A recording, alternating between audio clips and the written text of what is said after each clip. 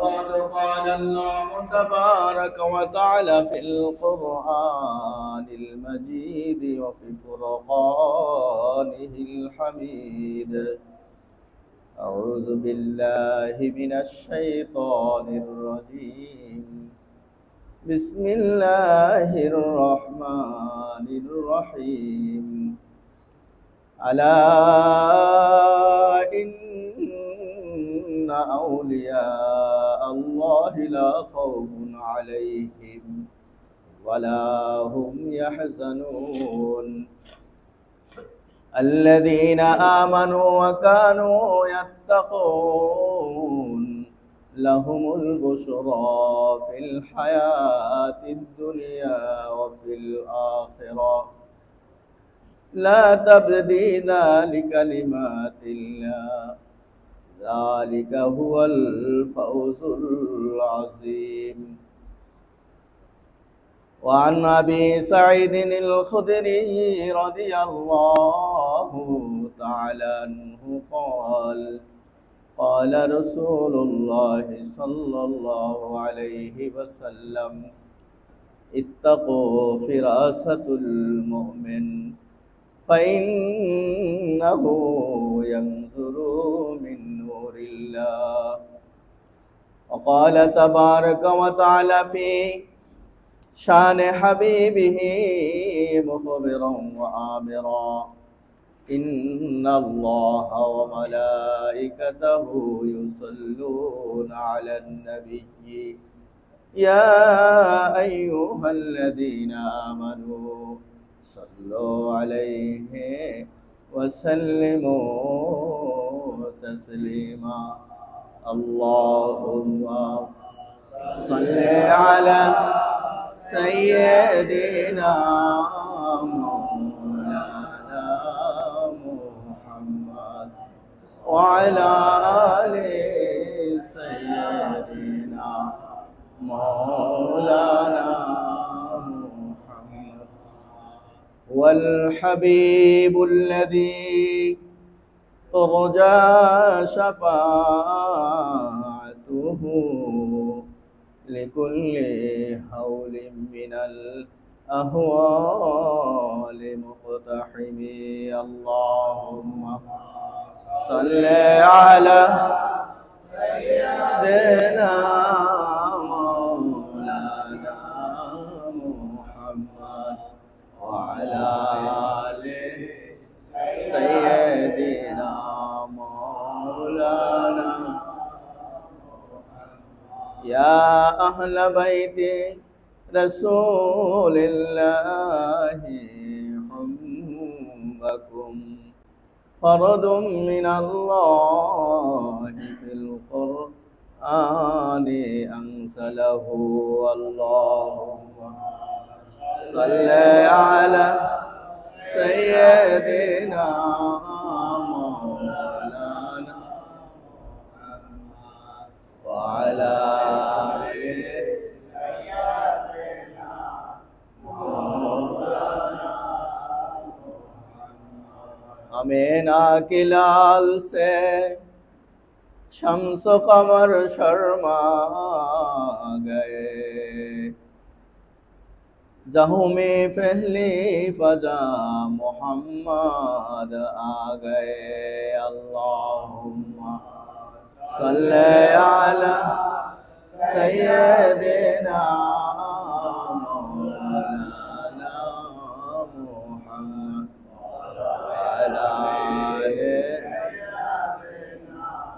मौलाना। दायरे से नूर चला और हरम तक पहुँचा मेरे गुनाहों का सिलसिला तेरे करम तक पहुँचा। बलगल अला बिकमालिही कशफत रुजा बिजमालिही हसनत जमीओ खसालिही सल्लु अलैहि वालिही ला इलाहा इल्लल्लाह ला इलाहा इल्लल्लाह ला इलाहा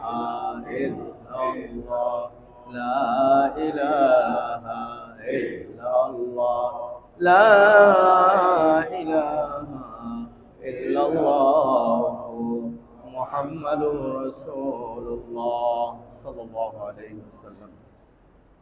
মুআজ্জাজ মোহতারাম কাবিল এহতেরাম ঐতিহ্যবাহী আজিমপুর দায়রা শরীফের বর্তমান গদিনাসীন পীর সাহেব কেবলা শাহ সুফি সৈয়দ আলহাজ হজরতুল আল্লাম সৈয়দ এনামুল্লাহ জহের মাদ্দাজিলুল আলী, আমার শ্রদ্ধেয় চাচা শাহ সুফি সৈয়দ আসিম বিল্লাহ মাদ্দাজিলুল আলী, এই দরবারের সম্মানিত আওলাদগণ, আমার সম্মানিত মুসল্লিন ইকরাম, আমি পীর সাহেব কেবলাকে শুনিয়েছি যে আজকের আমাদের আরবি খুতবার বিষয়বস্তু হচ্ছে আউলিয়া ইকরামের শান এবং কারামত সম্পর্কে, তাদের সোহবত, তাদের সংস্রব সম্পর্কে। আমি গত জুমার আগের জমায় আলোচনা করেছিলাম আহলে সুন্নাত ওয়াল জামাতের আকীদা নিয়ে। আমাদের খুতবা ছিল, আপনারা জানেন যে আমাদের আরবি খুতবা যেভাবে হয় আলোচনা সেভাবে করার নির্দেশ আছে। তো আম্বিয়া ইকরামের মর্যাদা, তাদের প্রতি আকীদা বিশ্বাস আমাদের কি, সে সম্পর্কে আমরা এক জমায় আলোচনা করেছিলাম। এরপরের জমায় আলোচনা ছিল রাসূলের সাথীগণ সাহাবা ইকরাম আহলে বাইতদের মর্যাদা সম্পর্কে, আহলে সুন্নাত ওয়াল জামাতের আকীদা কি, তাদের বিষয়ে আমাদের কি ভালোবাসা পোষণ করতে হবে। আজকের আরেকটি গুরুত্বপূর্ণ বিষয়, এটাও কোরআন এবং সহিহ হাদিস দ্বারা যেটা আমাদেরকে আল্লাহ নির্দেশ করেছেন, সে প্রসঙ্গেই যে আউলিয়া ইকরামের মর্যাদা, তাদের কারামত, এগুলো আহলে সুন্নাত ওয়াল জামাতের আকীদার বিশ্বাসের অন্তর্ভুক্ত। আমাদের প্রত্যেকটা কাজের শুরুতে আমাদের আকীদাকে শুদ্ধ করে নিতে হবে, যে আমার আকীদা, আমার বিশ্বাস, এখানে যেন বিন্দু মাত্র কোনো গড়বড় না থাকে। এটা হচ্ছে মেইন। আপনি আকীদাকে ঠিক করে আপনি যতটুক আপনার পক্ষে সম্ভব আমল করবেন, ওটার স্থায়িত্ব আছে।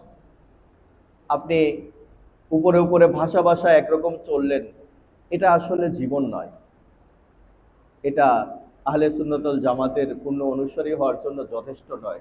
অতএব আমাদের সর্বক্ষেত্রে আকীদা বিশ্বাসকে ঠিক রাখতে হবে।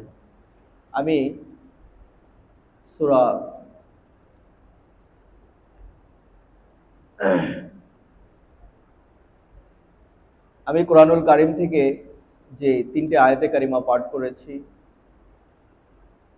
আল্লাহ সুবহানাহু ওয়া তাআলা ইরশাদ করেছেন, আলা ইন্না আউলিয়া আল্লাহি লা খাউফুন আলাইহিম ওয়া লা হুম ইয়াহজানুন। আলা আরবিতে সতর্কতামূলক শব্দ, কাউকে সতর্ক করার জন্য। সে হয়তো অন্য মনস্ক ছিল, বা তাম্বিহ বলে, আরবি শব্দ হচ্ছে আলা, অর্থাৎ হরফে তাম্বিহ, এটা সতর্কতা করে তাকে কথাটা বলা হচ্ছে। তো আল্লাহ সুবহানাহু ওয়া তাআলা ইরশাদ করছেন, আলা, সতর্ক হও, খবরদার, ইন্না, অবশ্যই, নিশ্চয়, আউলিয়া আল্লাহ, আল্লাহর যারা বন্ধু, আল্লাহর যারা ওলি, লা খাউফুন, তাদের জন্য কোনো ভয়ের কিছু নেই, লা খাউফুন আলাইহিম, তাদের ভয়ের কোনো কিছু নাই, ওয়ালা হুম ইয়াহজানুন, আর তাদের চিন্তিত হওয়ারও কিছু নেই। তাহলে আল্লাহ সুবহানাহু ওয়া তাআলা তার ওলিদের বিষয়ে একটা শুভ সংবাদ দিয়ে দিলেন আমাদেরকে জানিয়ে, সমস্ত বান্দাকে সতর্ক করে। প্রথমে আলা শব্দ ব্যবহার করে আল্লাহ বললেন, খবরদার, তোমরা জেনে নাও, সতর্ক হও, আমি যে কথাটা বলছি, আউলিয়া আল্লাহ, ইন্না আউলিয়া আল্লাহ, নিশ্চয় আমার ওলি যারা আছে, লা খাউফুন আলাইহিম, তাদের ভয় পাওয়ার কিছু নেই, তাদের ভয়ের কোনো বিষয় নেই, ওয়ালা হুম ইয়াহজানুন, আর তাদের চিন্তিত হওয়ারও কোনো বিষয় নেই। এরপর আল্লাহ সুবহানাহু ওয়া তাআলা বলছেন, আল্লাযীনা আমানু ওয়া কানু ইয়াত্তাকুন, আল্লাহর ওলিদের বিশেষ বৈশিষ্ট্য আল্লাহ এই দ্বিতীয় আয়াতে উল্লেখ করেছেন। আল্লাযীনা আমানু ওয়া কানু ইয়াত্তাকুন, আল্লাহ বলছেন যে আল্লাযীনা, যারা আমানু, ঈমান এনেছে, আর সেই ইমানের কে পরিপূর্ণ করার জন্য ইত্তাকুন, আমাকে বেশি বেশি ভয় করে। এ হচ্ছে আল্লাহর ওলিদের বৈশিষ্ট্য। এর পরের আয়াতের আল্লাহ সুবহানাহু ওয়া তাআলা আরো শুভ সংবাদ শোনাচ্ছেন। বুশরা লাহুমুল হায়াতিদ দুনিয়া ওয়া ফিল আখিরাহ, দুনিয়ার একটা যে জীবন আছে তাদের জন্য শুভ সংবাদ আছে হচ্ছে বুশরা লাহুম ফিল হায়াতিদ দুনিয়া, এই জীবনে তাদের জন্য শুভ সংবাদ আছে, আর পরজীবনেও অফিল আখিরাহ, আখিরাতেও তাদের জন্য শুভ সংবাদ আছে। অর্থাৎ আল্লাহর ওলিদের জন্য দুনিয়াতে শুভ সংবাদ, আখিরাতেও শুভ সংবাদ। আমরা হাদিসেও শোনাবো আল্লাহর হাবিব তার পবিত্র জবানে কি বলেছেন ওলিদের সম্পর্কে। তো আল্লাহ সুবহানাহু ওয়া তাআলা বলছেন, লাহুমুল বুশরা ফিল হায়াতিদ দুনিয়া ওয়া ফিল আখিরাহ, তাদের জন্য জগতেও শুভ সংবাদ, আখিরাতেও কি আছে? শুভ সংবাদ আছে। অর্থাৎ তাদের চিন্তিত হওয়ার কিছু নেই, তাদের ভয় পাওয়ারও কিছু নেই, চিন্তিত হওয়ারও কিছু নেই। লাহুমুল বুশরা ফিল হায়াতিদ দুনিয়া ওয়া ফিল আখিরাহ লা তাবদীলা লিকালিমাতিল্লাহ, আল্লাহ সুবহানাহু ওয়া তাআলা স্পষ্ট বলে দিয়েছেন, লা তাবদীলা লিকালিমাতিল্লাহ, আল্লাহর যে কালিমা, আল্লাহর যে কথা এখানে উচ্চারিত হলো, আল্লাহর যে ঘোষণা দেওয়া হয়ে গেল, লা তাবদীলা, এটার কোনো পরিবর্তন হবে না। অর্থাৎ আমি মহান রব্বুল আলামিন, রব্বুল ইজ্জত যেটা আমি বলেছি এটার এক চুল এক বিন্দু এদিক ওদিক হবে না। অর্থাৎ আমার ওলিদের বিষয়ে আমি যে ঘোষণা দিলাম, তাদের শুভ সংবাদ দিলাম, তোমাদেরকে সতর্ক করে এ বিষয়ে তোমরা নিশ্চিত থাকো যে আমার কালামের, আমার এই জবানের, কুদরতি জবানের এক বিন্দু এদিক ওদিক হবে না। লা তাবদীলা লিকালিমাতিল্লাহ যালিকা হুয়াল ফাওজুল আযীম, আল্লাহ সুবহানাহু ওয়া তাআলা সর্বশেষে আবার বললেন, যালিকা, আমার যে ঘোষণা, হুয়াল ফাওজুল আযীম, এটা হচ্ছে সবচেয়ে বড় কামিয়াবি, সবচেয়ে বড় সফলতা।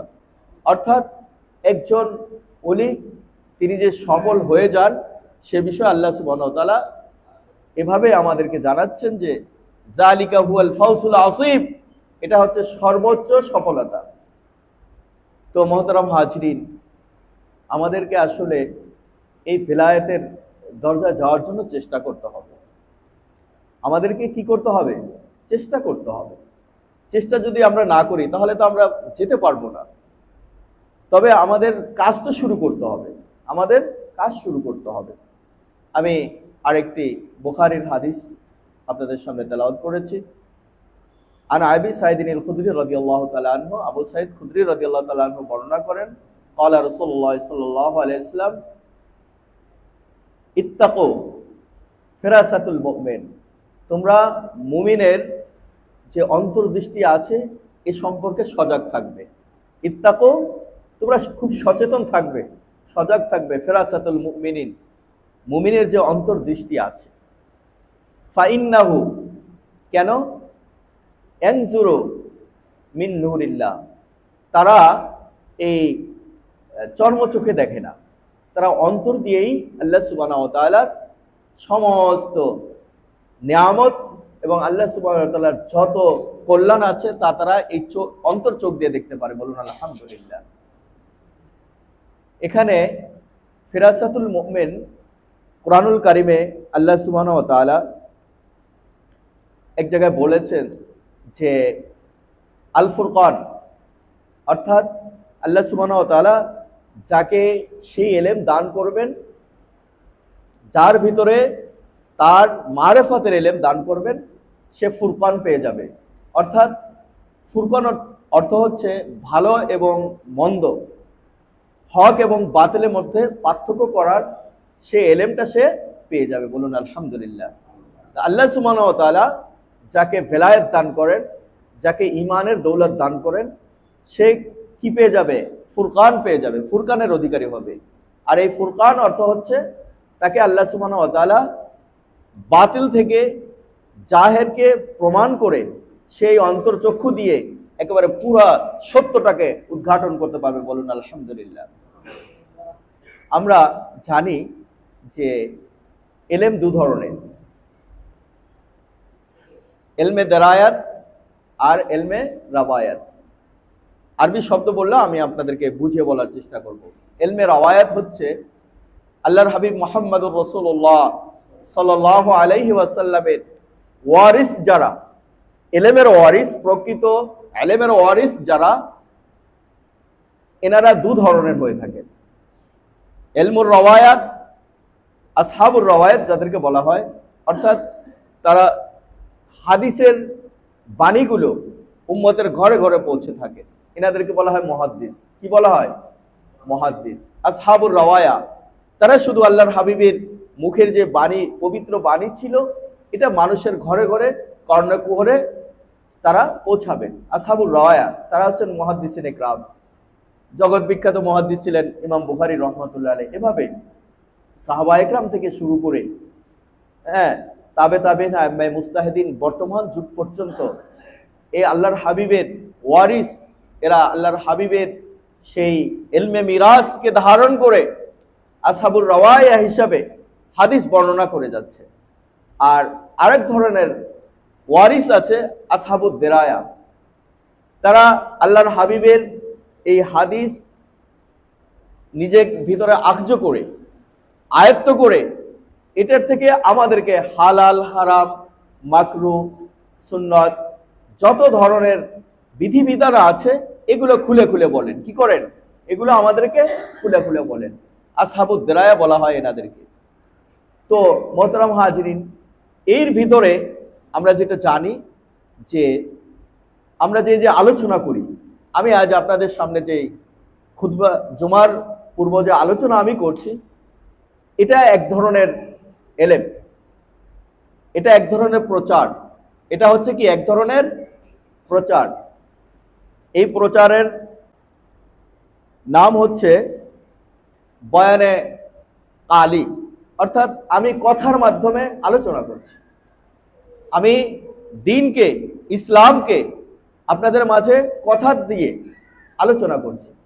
আর আরেকটা আছে বয়ানে হালি, অর্থাৎ সেটা অবস্থার উপরে আলোচনা করা হয়। যেমন পীর মাশায়েখগণ, আল্লাহর ওলিরা, তারা কিন্তু সবসময় আলোচনা করেন না। তারা কি সবসময় আমাদের মতো ওয়াজ নসিহত করেন? না।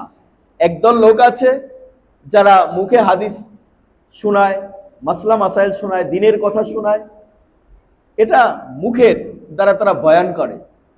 আর আল্লাহর ওলি যারা আছে তারা সাধারণত নীরব থাকেন। তারা কি করেন? সাধারণত নীরব থাকেন। আমি যে এই যে 1 ঘন্টা 40 মিনিট, 45 মিনিট, 50 মিনিট আলোচনা করব, আমার দ্বারা এটা তাসির হতেও পারে, নাও পারে। এটা আমি শিওর করে বলতে পারবো না যে আমার দ্বারা কতজন মানুষ এই কথার দ্বারা মুতাআসসার হয়েছে, প্রভাবিত হয়েছে, তারা আকৃষ্ট হয়েছে, তাদের ভিতরে নূর পৌঁছেছে, আশা করতে পারি আমরা। কিন্তু এর থেকে ব্যাপক যেই বিষয়টা আছে যে বয়ানে হাল, বয়ানে হালি, আরবিতে যে শব্দটা এসেছে, অর্থাৎ আল্লাহর ওলিরা তিনারা ঠোঁট বন্ধ করে চুপ করে বসে থাকে, তাদের সামনে মুরিদানরা বসে থাকে, মনে হচ্ছে যেন চুপ করেই সবাই আমরা বসে আছি। কিন্তু এই যে হালাতের মাধ্যমে তারা যদি একটা পথ দিয়ে হেঁটে যান, তার দ্বারা মানুষের যে পরিবর্তন আসে, মানুষের ভিতরে যেই আলোড়ন তৈরি হয়, এটা হয় ব্যাপক। বলুন আলহামদুলিল্লাহ। তাহলে আমরা দুটো বিষয় পেলাম, একটা হচ্ছে বয়ানে কালি, অর্থাৎ কথার মাধ্যমে আমরা আলোচনা করে মানুষকে কি করার? পরিবর্তন করার, মানুষের ভিতরে তাসির আসে, মানুষ যাতে আকৃষ্ট হয় দ্বীনের প্রতি, এটা এক ধরনের চেষ্টা। আর পীর মাশায়েখ, আল্লাহর ওলি যারা আছেন, তাদের চেষ্টা হচ্ছে বয়ানে হালি। তারা কিন্তু সচরাচর মুখ ফুটে সব সময় বকবক করেন না, তারা কিন্তু এরকম ভাবে ব্যাপক আলোচনাও করেন না। তারা কোনো একটা অঞ্চল দিয়ে হেঁটে যান। আমি আমার মোর্শেদ কিবলার সাথে অসংখ্যবার সফর করেছি, আমি দেখেছি, আমি অনুভব করেছি, বাস্তব সচক্ষে দেখেছি। এরকম যত আল্লাহর ওলির সাথে গিয়েছি, যত আল্লাহর ওলি এই জগৎ দিয়ে চলাফেরা করেন, তাদের যেই বিষয়টা আমরা লক্ষ্য করেছি, তারা তো সচরাচর কথা বলেন না, তারা একটা পথ দিয়ে হেঁটে যান, তারা কোনো একটা মজলিসে বসে থাকেন। এর দ্বারাই মানুষের মাঝে ব্যাপক পরিবর্তন আসে, বলুন আলহামদুলিল্লাহ। এটাও আল্লাহর হাবিবের সিনা থেকে আসা এলেম। কি বলেন? এটাও আল্লাহর হাবিবের সিনা থেকে আসা এলেম। তো উলামা ইকরাম তিনটি চ্যানেলে, তিনটি মাধ্যমে আল্লাহর হাবিবের সিনা থেকে এলেম এবং নূর ফায়েজ পেয়ে থাকেন। আল্লাহ সুবহানাহু ওয়া তাআলা কুরআনুল কারীমে বলেছেন, রব্বানা ওয়াবআথ ফীহিম রাসূলাম মিনহুম ইয়াতলু আলাইহিম আয়াতিহি ওয়া ইউআল্লিমুহুমুল কিতাবা ওয়াল হিকমা ওয়া ইউযাক্কিহিম ইন্নাকা আনতাল আজিজুল হাকীম। সূরা বাকারার 129 নম্বর আয়াতে আল্লাহ সুবহানাহু ওয়া তাআলা বলেন যে রব্বানা, হযরত ইব্রাহিম আলাইহিস সালাম একটা দোয়া করেছিলেন, রব্বানা, হে আমার রব, ওয়াবআস ফীহিম রাসূলাম মিনহুম, আমার বংশধরদের মাঝে আপনি একজন এমন রাসূল পাঠাবেন, ইয়াতলু আলাইহিম আয়াতি, তারা আপনার আয়াতকে পাঠ করে করে শোনাবে, ওয়া ইউআল্লিমুহুমুল কিতাব, তারা আপনার কিতাবকে শিক্ষা দিবে, ওয়াল হিকমা, এবং বিশেষ জ্ঞান হিকমাকে শিক্ষা দিবে, ওয়া ইউযাক্কিহিম। আমি পূর্বে আপনাদের যেই কথাগুলো বলেছি যে উলামা ইকরাম সাধারণত আসহাবে রাওয়ায়া, অর্থাৎ কিছু আলেম আছেন, আল্লাহর হাবিবের কিছু ওয়ারিস আছেন, এলেমের ওয়ারিস, যারা মিরাস সূত্রে পেয়েছেন, তারা শুধু হাদিস মানুষকে শোনান। আর কিছু আলেম আছেন, তারা ফিকহ নিয়ে ব্যস্ত আছে। তো এই আসহাবুর রিওয়ায়া, আসহাবুদ দেরায়া, এই দু ধরনের আলেম যারা আছেন, আল্লাহর হাবিব থেকে মিরাস সূত্রে এই আলেম পেয়েছেন, ফায়েজ পেয়েছেন, তারা সাধারণত তিনটি কাজ করে থাকেন। তারা কি করেন? কোরআনকে শিখেন, তেলাওয়াত শিখেন, মানুষকে শিক্ষা দেন, এবং তারা হিকমা শিক্ষা দেন। অর্থাৎ এই যে মুহাদ্দিসগণ, মুফাসসিরগণ এবং ফকিহ, যারা ফিকহ শাস্ত্রে পাণ্ডিত্য অর্জন করেছেন, চার ইমাম বা এরপরে ওনাদের যারা ছাত্র ছিলেন সাহেবাইন, বা এরকম ধরনের বর্তমান যুগ পর্যন্ত যে উলামা ইকরামরা আছে, হয়তো কেউ হাদিসের নিয়ে আলোচনা করছেন, তো তারা কুরআনুল কারীম শিখছেন, আল্লাহর হাবিবের মুখের বাণী শিখে তেলাওয়াত শিখেছেন, মানুষকে শিক্ষা দিচ্ছেন, আর তারা মানুষকে কি করছেন? হিকমা দান করছেন, মূল জ্ঞানটা তারা শিখাচ্ছেন। কিন্তু একটা বিষয় তো বাকি আছে, আছে কিনা বলেন? সে বিষয়টা হচ্ছে আল্লাহ সুবহানাহু ওয়া তাআলা এখানে চারটি বিষয় বলেছেন। কুরআনুল কারীমের তেলাওয়াত, সেটাকে শিক্ষা দেওয়া, হিকমা শিক্ষা দেওয়া, ওয়া ইউযাক্কিহিম, আল্লাহ সুবহানাহু ওয়া তাআলা স্পষ্ট বলেছেন যে চতুর্থ বিষয়টা হচ্ছে তারা পবিত্র করবে, বলুন আলহামদুলিল্লাহ। এই পবিত্রকরণ, এই পবিত্রতার কাজ কারা করবে? তারাই হচ্ছেন আল্লাহর ওলি।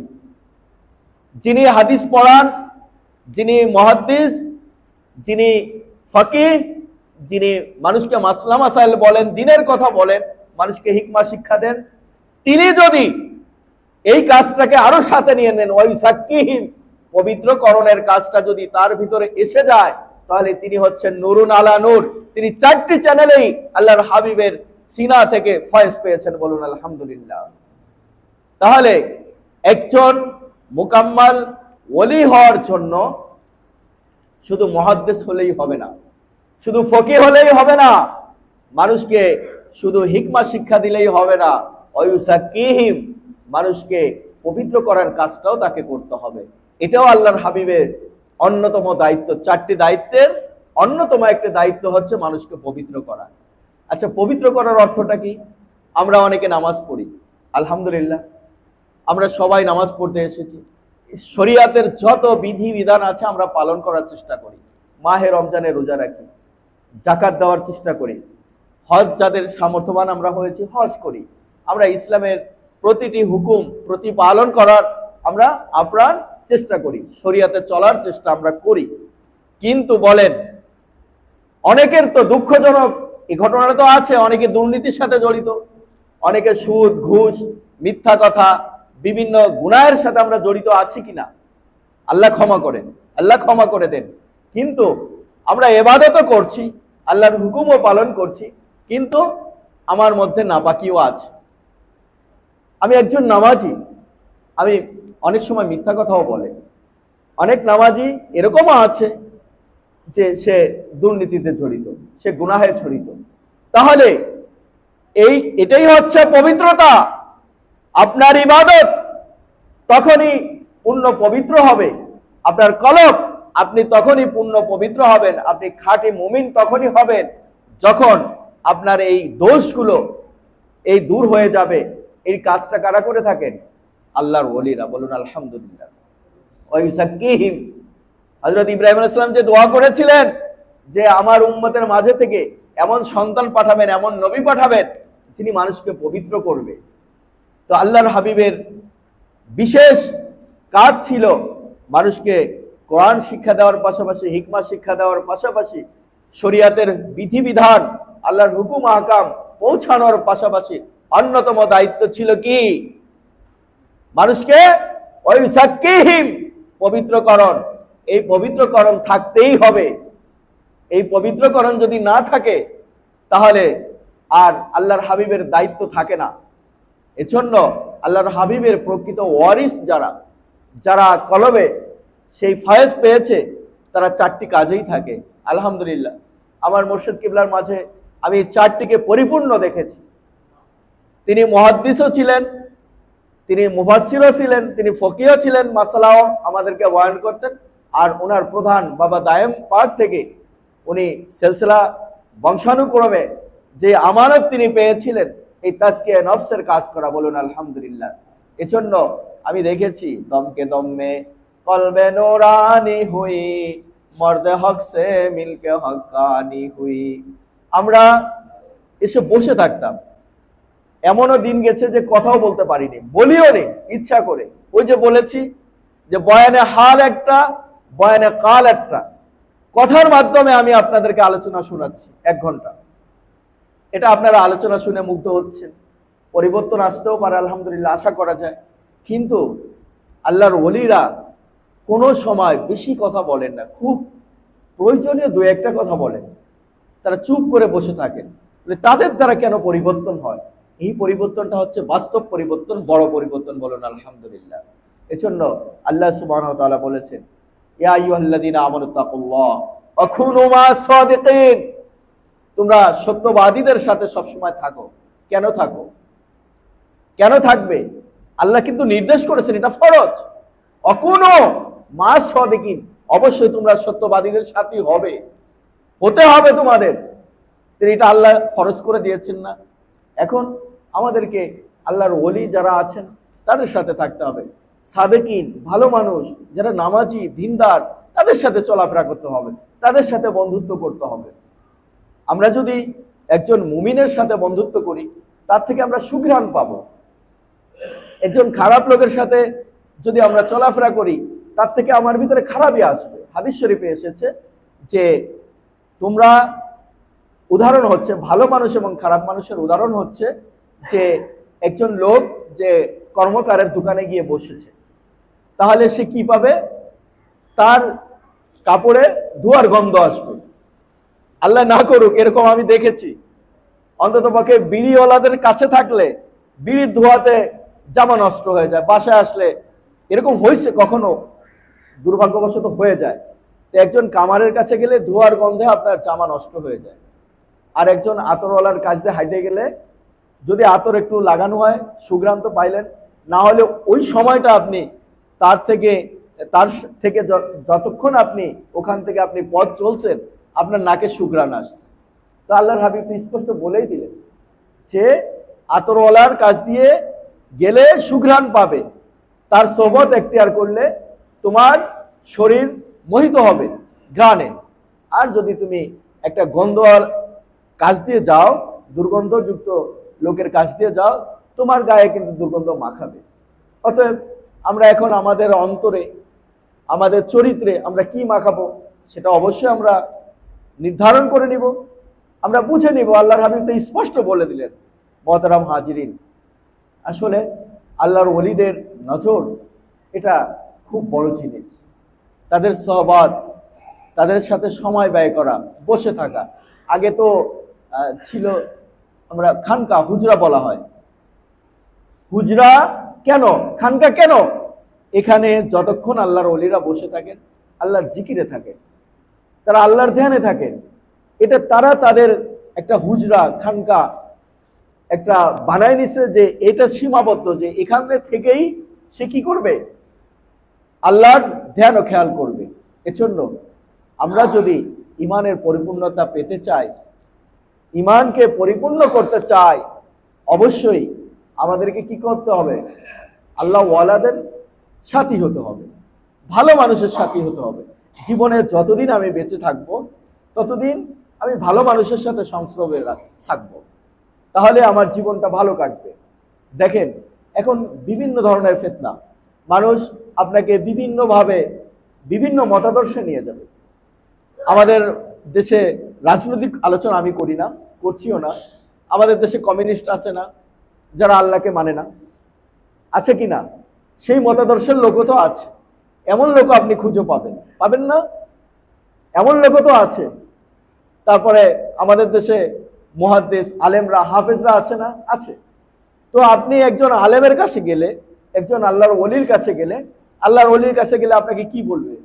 আল্লাহর ওলি বলবে তুমি আল্লাহকে চিনো, যেহেতু তিনি আল্লাহকে চিনেছে তো আপনাকে সেই দিকেই নিবে। আর একজন খারাপ লোকের সাথে, যে সব সময় দুনিয়া নিয়ে চিন্তিত থাকে, তার কাছে গেলে আপনাকে দুনিয়ার জ্ঞান দিবে।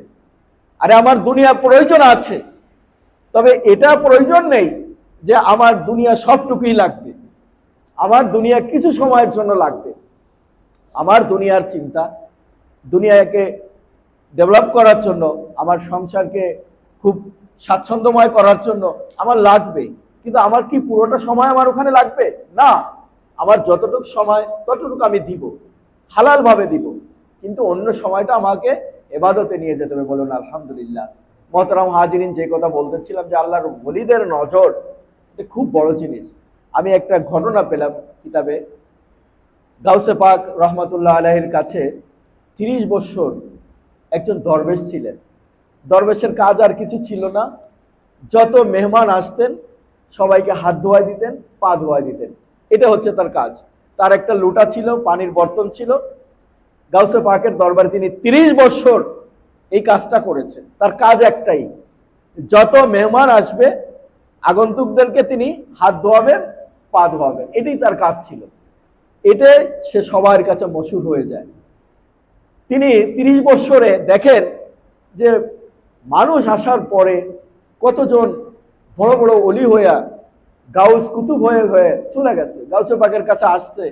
গাউসে পাকের নজরে বা কিছু সোহবাত উঠানোর পরে তাকে অনুমতি দিয়ে দিয়েছে, সে একটা শহরের কুতুব হয়ে গেছে। বলুন আলহামদুলিল্লাহ। সে একটা এলাকার গাউস হয়ে গেছে, ওলি হয়ে গেছে। এরকম এক একজন এক এক এলাকায় খেদমত করতেছে। তো উনি 30 বছর মানুষের হাত ধোয়ালেন, পা ধোয়ালেন, মানুষকে পানি পান করালেন। তো উনি একদিন চিন্তা করলেন যে আমার 30 বছর কেটে গেল, আমার তো একজন বড় ওলি হতে হবে। কি বলেন? ওনার ভিতরে চিন্তা আসলো যে আমি গাউস হব। তো গাউসে পাকের কাছে গেলেন, গিয়ে বললেন হুজুর, আমি তো শুধু খালি মানুষকে হাত ধোয়ালাম, পা ধোয়ালাম, পানি পান করালাম, আমি তো গাউস বা কুতুব কিছুই হতে পারলাম না। এখন আমার ইচ্ছা জেগেছে যে আমি সাধনা করব, গাউস কুতুব হওয়ার জন্য যা করার সেই পথে আমি আগাবো, আমি মুজাহাদা করবো একটু। আমি আর এই পানি আর পান করাইতে চাই না, পানি দিয়ে মানুষের হাত ধোয়ানোর চেয়ে আমি এখন গাউস বা কুতুব বড় ওলি হওয়ার জন্য যে কাজ আছে সেটা আমি করব। তো গাউসে পাক মুচকি হেসে দিয়ে বলেন ঠিক আছে, তোমার ইচ্ছা যা সেটাই তুমি করবে। তো উনি বললেন হুজুর আপনি দোয়া করেন, আমি সাধনার জন্য আমি কোনো ওলির কাছে যাচ্ছি। তো উনি গাউসে পাককে ইহানাত করে নয়, উনি চাইলেন যে আমি একটু সাধনা করব। তো উনি বেরিয়ে পথে দেখলেন যে দুজন এরকম কুতুব তারা পথ চলতেছে। তো বললেন যে আমাকে আপনারা সাথী করে নেন, আমি কুতুব হতে চাই বা গাউস হতে চাই, একজন আল্লাহর বড় ওলি হতে চাই। তো ওনারা দুজন বললেন যে আমাদের সাথে যদি যেতে চাও দুটো শর্ত আছে, খাবার চাইতে পারবে না, খাবারের জন্য পিড়াপিড়ি করতে পারবে না, সময় যত গড়ায় যাক চাইয়ে খাবার খাইতে পারবে না, খাবারের জন্য আমাদের কাছে কিছু বলতে পারবে না, আর ঘুমোতে পারবে না। কি করতে পারবে না? খেতে পারবে না, মানে খাওয়ার জন্য কোনো তোমার আবেদন তুমি করতে পারবে না, আর ঘুম যাবে, বিশ্রাম নেবে, এ কথাও বলতে পারবে না। তো বেচারা বললেন ঠিক আছে, আমি যেহেতু একজন ওলি হওয়ার জন্য আপনাদের সাথে যেতে চাচ্ছি, আপনাদের শর্ত তো আমার মেনে নিতেই হবে। তো বেচারা ওই খাদেম গাউসে পাকের উনি ওনাদের সাথে চলতেছেন। এখন দিন যায় রাত যায়, ওনারা হাঁটতেছেন, ক্ষুধাও লাগছে, পড়ে যাচ্ছে, ঘুমোতেও পারতেছেন না, ক্ষুধার জ্বালায় বাঁচতেও পারতেছেন না, হাঁটতেও পারতেছেন না। তো শেষ পর্যন্ত খুব যখন ক্ষুধা লেগেই গেছে, এখন আর উপায় নেই, তো একজনকে বলতেছে, দুজনকেই বলতেছে যে আমাকে আসলে খাবারের তো দরকার, না হলে আমি আর পারছি না। তো বললেন যে শর্ততে দিয়েছিলাম যে খাবার চাইতে পারবে না বা খাবারের জন্য বলতেও পারবে না, ঠিক আছে আমরা বসে আল্লাহর কাছে দোয়া করি। তো তিনজনে বসে বললেন যে আপনিও বসেন, আমরা দোয়া করি। তো দোয়ার শেষে ওনাকে বললেন যে আপনার জায়নামাজটা একটু উঠান, দেখেন কিছু ব্যবস্থা হয়েছে কিনা। দেখে একটা রুটির ব্যবস্থা হয়ে গেছে, বলুন আলহামদুলিল্লাহ। বাস্তব ওকে আমি বলছি, গাউসে পাকের একটা কিতাব থেকে। তো বেচারা তো খুশি, খেয়ে দেয়ে আবার পথ চলতেছে, সাধনা করতে হবে, আল্লাহর ওলি হতে হবে বড়। তো আবার এরকম 12-13 ঘন্টা যাওয়ার পরে ক্ষুধা লেগে গেছে, এখন বলতেছে আর তো পারতেছি না, আমার তো খুব দরকার, খেতে হবে। তো বলছে ঠিক আছে, খাইতে হলে দোয়া করি, কারণ আমাদের কাছে তো খাবারের ব্যবস্থা নেই, আল্লাহর কাছে দোয়া করি। তো আবার তিনজনে বসে এরকম জায়নামাজ মুসাল্লা বিছিয়ে আল্লাহর কাছে দোয়া করছে। এবার দোয়া শেষ, কান্নাকাটি শেষ, এরপর বলছে ঠিক আছে উঠান, দেখেন কি অবস্থা। এবার দেখেন 2টো রুটি, বলুন আলহামদুলিল্লাহ। তো বেচারা তো মহা খুশি। এখন ওনার আকীদা বিশ্বাস হয়ে গেছে যে এই দুজন লোক, তারা প্রথমে একজন দোয়া করলেন, একটা রুটি পেলাম, এরপরে ডাবল রুটি এসে গেল, এরা তো সবচেয়ে বড় ওলি। তখন উনি বললেন যে আমাকে আপনাদের হাকিকত বলতে হবে, বাস্তবতা বলতে হবে, যে আসলে আপনারা এটা কিভাবে অর্জন করেছেন, যে আপনাদের দোয়া আল্লাহ সুবহানাহু ওয়া তাআলা ফেরত দেন না, আল্লাহ সুবহানাহু ওয়া তাআলা কবুল করে নিয়েছেন। তো উনি বললেন, একজন বললেন যে দেখো, প্রথমে আমরা তোমার ওসিলা দিয়ে দোয়া করেছিলাম, বলুন আলহামদুলিল্লাহ।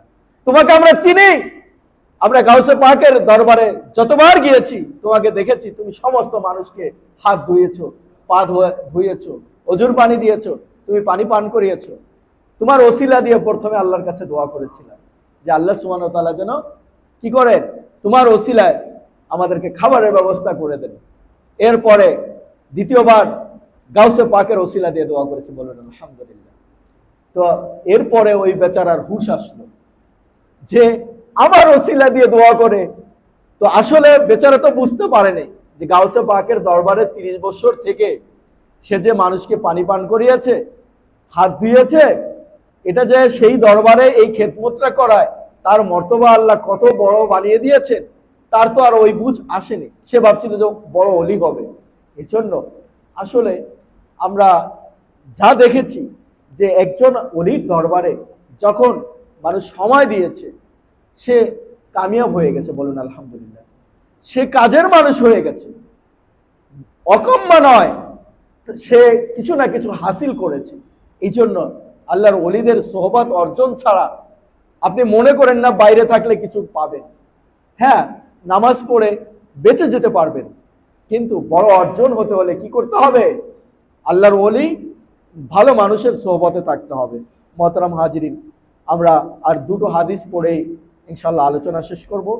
আন আবি হুরায়রা রাদিয়াল্লাহু তাআলা আনহু قال قال رسول الله صلى الله عليه وسلم إن من عباد الله عبادا يغبطهم الأنبياء والشهداء।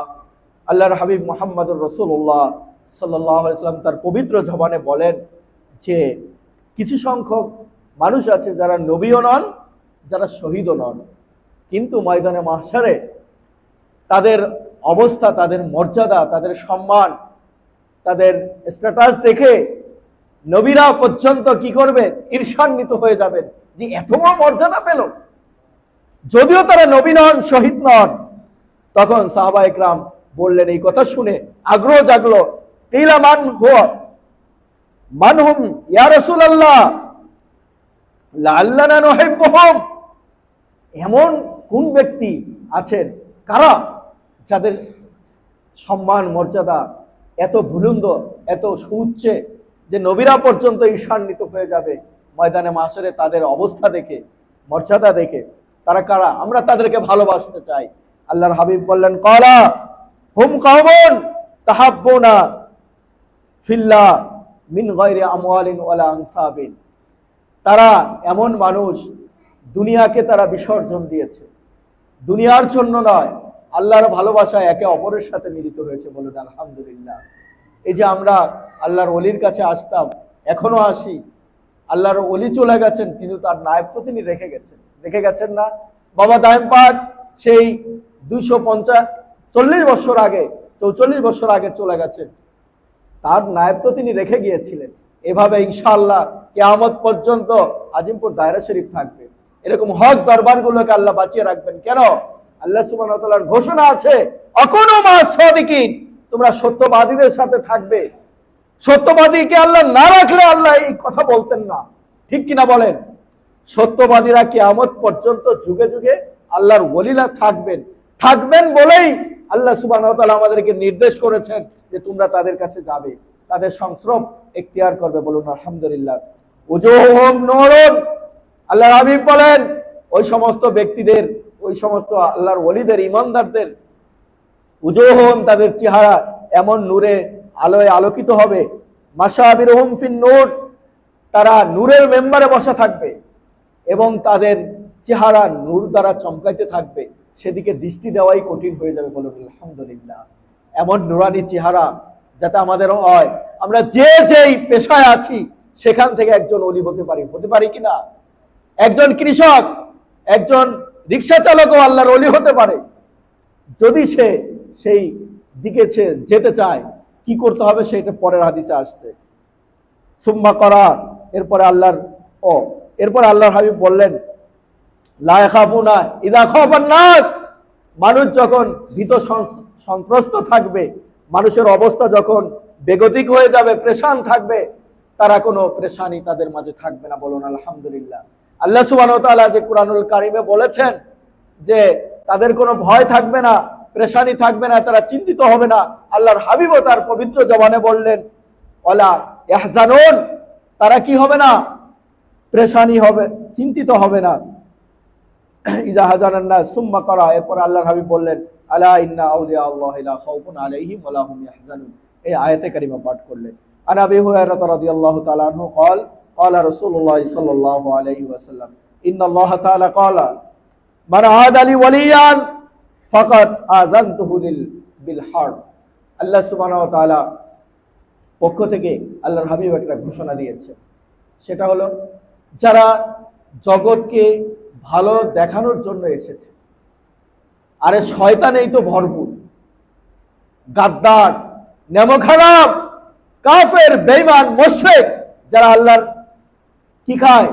নিয়ামত খায়, আল্লাহকে অস্বীকার করে, আল্লাহর সাথে শরীক করে, আল্লাহর নাফরমানি করে, এ দিয়েই তো দুনিয়া ভরপুর। তো যারা মানুষকে আল্লাহর পরিচয় দেওয়ার জন্য, আলোর পথ দেখানোর জন্য এসেছেন, যারা নেককার সালেহীন, তাদের সাথে যদি কেউ শত্রুতা করে, তাহলে আল্লাহ কি বসে থাকবে?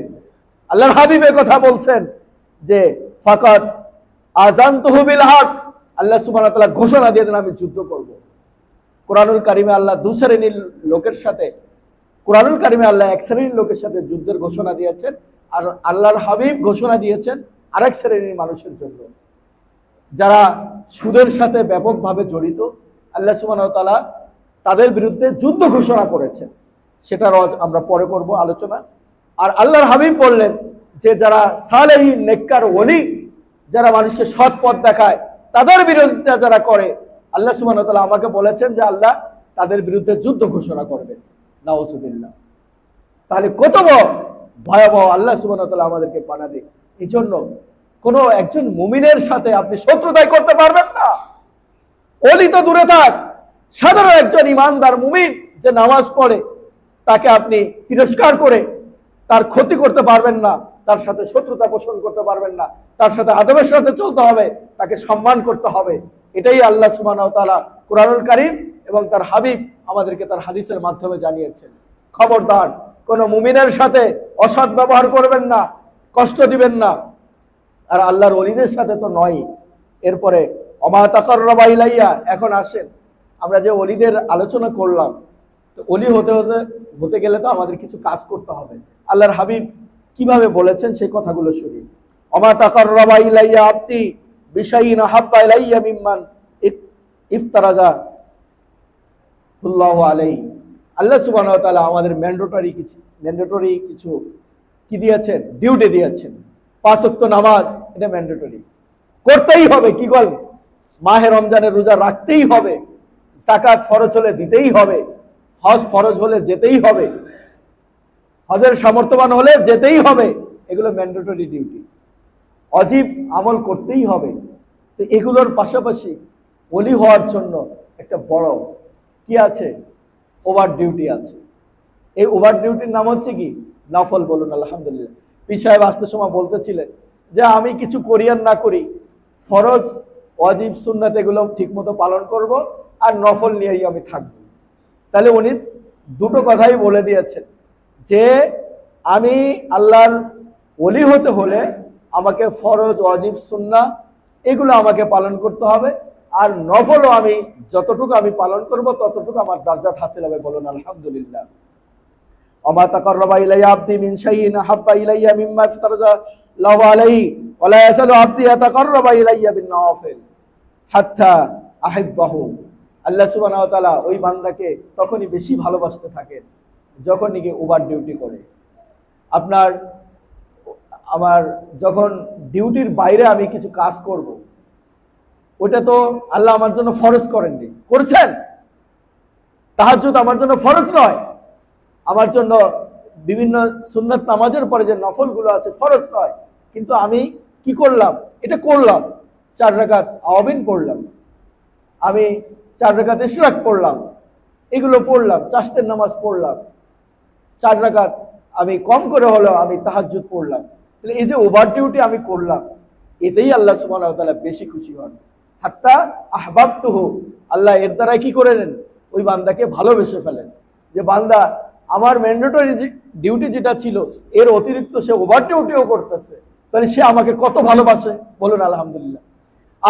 আমি একজন মালিকের কাজ করি, আমি চাকরিজীবী, আমি ডিউটির বাইরে যদি 1 ঘন্টা, আধা ঘন্টা, 20 মিনিট আর একটা কাজ আমি সম্পন্ন করে যাই, একবারে স্মুথলি তার কাজটা গুছিয়ে দিয়ে যায়, মালিক খুশি হবে কিনা? আহকামুল হাকিমিন রব্বুল আলামিন এটাই দেখেন। বান্দা 5 ওয়াক্ত নামাজ পড়ার পরে সুন্নত পড়লো, এরপরে আবার নফল পড়ে তারপরে বের হলো ধীর স্থির ভাবে। তো আল্লাহ সুবহানাহু ওয়া তাআলা দেখেন যে বান্দা তো আমাকে বেশি ভালোবাসে, এজন্য আল্লাহ সুবহানাহু ওয়া তাআলা তাকে বেশি ভালোবেসে ফেলেন। ফাইদা আহবাবতুহু কুনতু সামাহু, আল্লাহ সুবহানাহু ওয়া তাআলা বলেন যখন আমি কোনো বান্দাকে ভালোবাসি,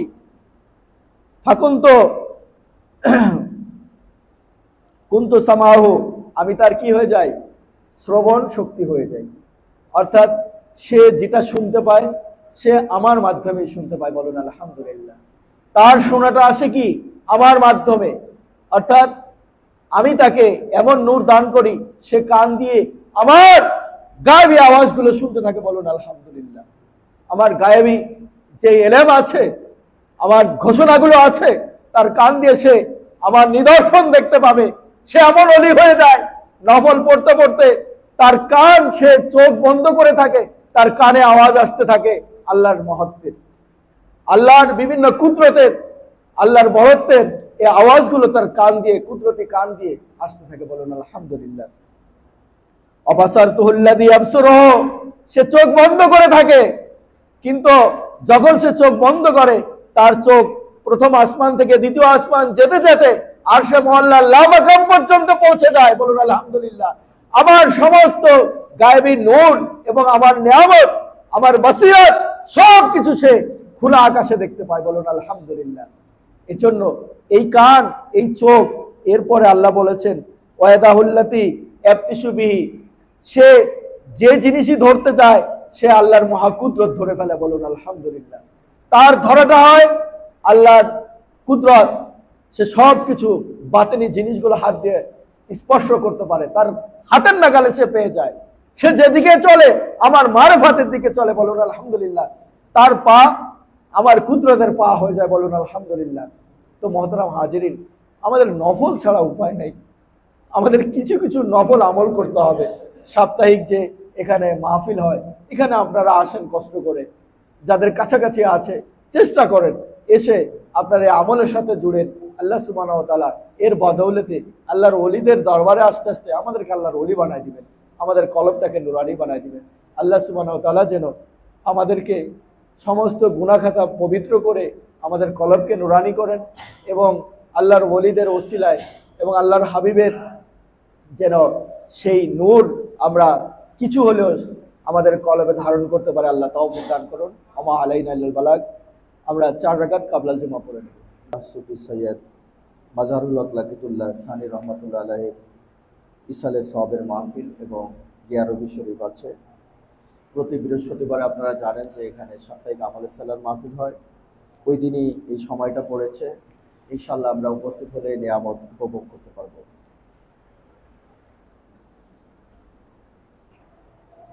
বিসমিল্লাহ।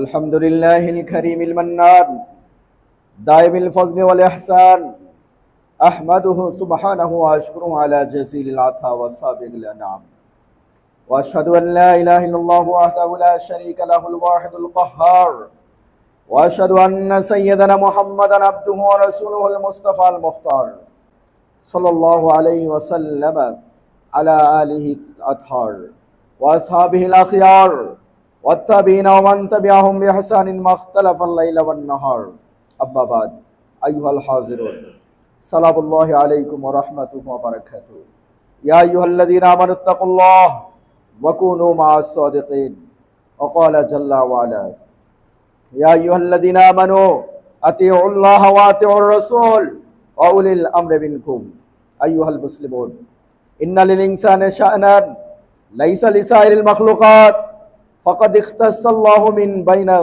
خلقه بأن كرمه وفضله وشرفه وخلق كل شيء له واتخذ منهم الخليل والكريم والأولياء والأحباء وجعلهم محل حكمته وموضع حبه قال سبحانه وتعالى ولقد كرمنا بني آدم وحملناهم في البر والبحر ورزقناهم من الطيبات وفضلناهم على كثير ممن خلقنا تفضيلا أيها الإخوة إن الله تعالى يقول ألا إن أولياء الله لا خوف عليهم ولا هم يحزنون الذين آمنوا وكانوا يتقون وهذا إخبار من الله عن تعريف أوليائه وقد ورد حديث جليل عظيم القدر الشريف المنزلة رواه الإمام البخاري رحمه الله تعالى عن أبي هريرة رضي الله تعالى عنه قال قال رسول الله صلى الله عليه وسلم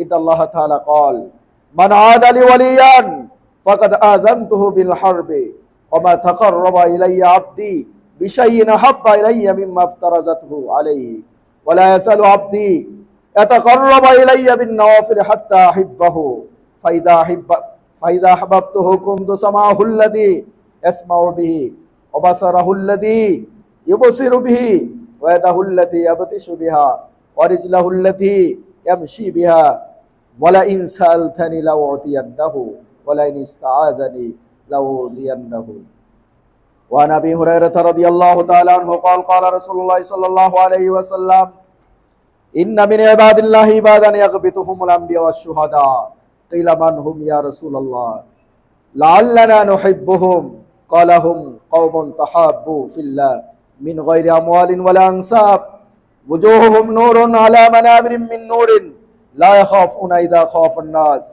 ولا يحزنون إذا حزن الناس ثم قرأ ألا إن أولياء الله لا خوف عليهم ولا هم يحزنون بارك الله لي ولكم في القرآن العظيم ونفعني وإياكم بما فيه من الآيات وذكر الحكيم إنه تعالى جواد كريم ملك بر رؤوف رحيم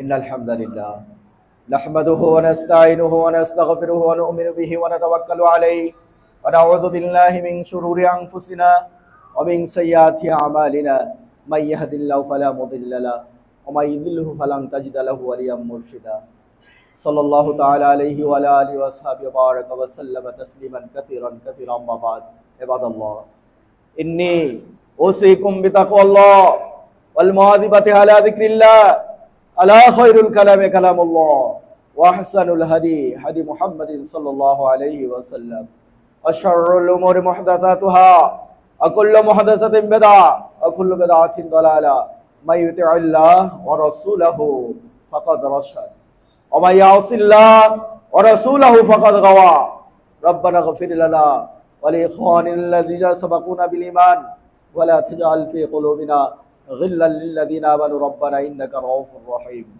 اللهم امطر شابب رضوانك على السابقين الأولين من المهاجرين والأنصار والذين تبعهم بإحسان خصوصا على الخلفاء الراشدين المهديين عن أبي بكر الصديق صاحب رسول الله صلى الله عليه وسلم في الغار عمر الفاروق قامی اساس الكفار رضی اللہ تعالی عنہ عثمان ذی النورین کامل حیا والعقل رضی اللہ تعالی عنہ وعلی المرتضى اسد اللہ الجبر رضی اللہ تعالی عنہ وعلى سيدي شباب اهل الجنة الامامين الهمامين ابي محمد الحسن وابي عبد الله الحسين رضي الله تعالى عنهما وعلى سيدة النساء فاطمة الزهراء رضي الله تعالى عنها وعلى أمة المكرمين بين الناس أبي عمارة الحمزة وأبي الفضل العباس أولئك حزب الله ألا إن حزب الله هم المفلحون اللهم انصر الإسلام وانصره